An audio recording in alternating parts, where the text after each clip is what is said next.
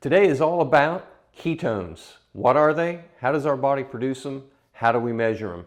We're going to look at all those and a little bit more today.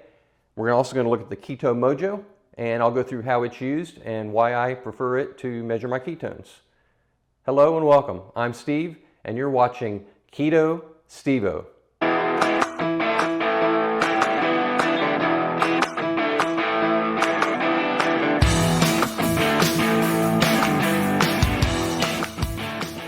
So what are ketones and why are they important and how do we measure them? Let's talk about that for a little bit today. So ketones are an alternate energy source that our body uses. They're produced by the liver. The liver turns body fat or fat that we've consumed into ketones, which our body then uses for energy. The brain really loves ketones. The body can use ketones or carbs, but it really does prefer ketones. How do you measure ketones? There's three ways that you can measure ketones. A lot of people may be familiar with the urine strips. I've used the urine strips. You also have the breath analyzer, which I've also used, and you have the blood method. The urine strip method is accurate for the first 2 or 3 days you're on keto, but after that your body is watering down your urine and the keto level isn't accurate. So I don't use the ketone strips for measuring ketones.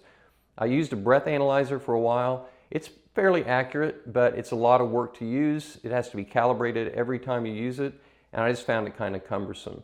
So I went with the blood meter, which is a way to measure your blood ketone level measured in BHBs.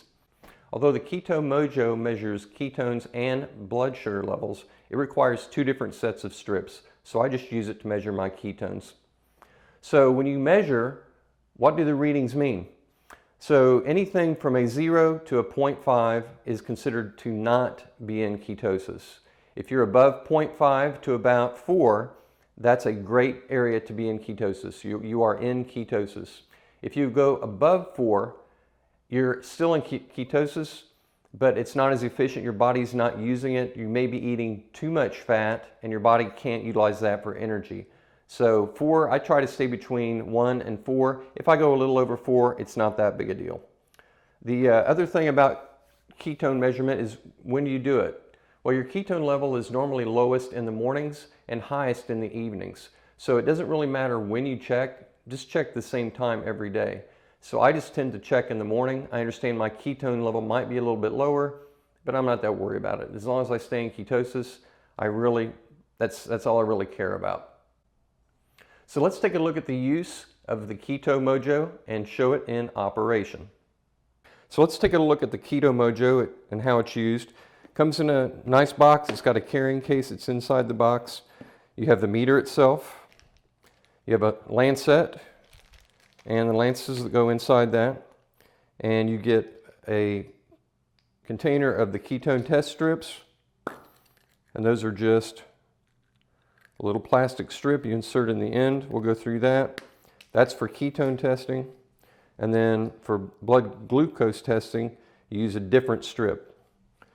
So the way it works is you take out a strip, and the first time you get a new container of the strips, you have to calibrate it with one of these. It's like a thick piece of plastic with metal electrodes on the end. All you do is take that and insert it, and then it'll say that it's calibrating. And you need to make sure that the number on the strip is the same that's on the side of the packaging. So 694 and 694. So now it's calibrated. You don't have to do that the first time that you use a new set. So I won't go through this because I don't want to waste a strip. I partially insert one strip, not all the way.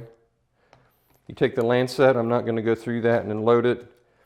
You pick a finger, you stick it, you get a blood drop. You always wipe the first blood drop off and go with the second blood drop. Then you insert this all the way until it comes on.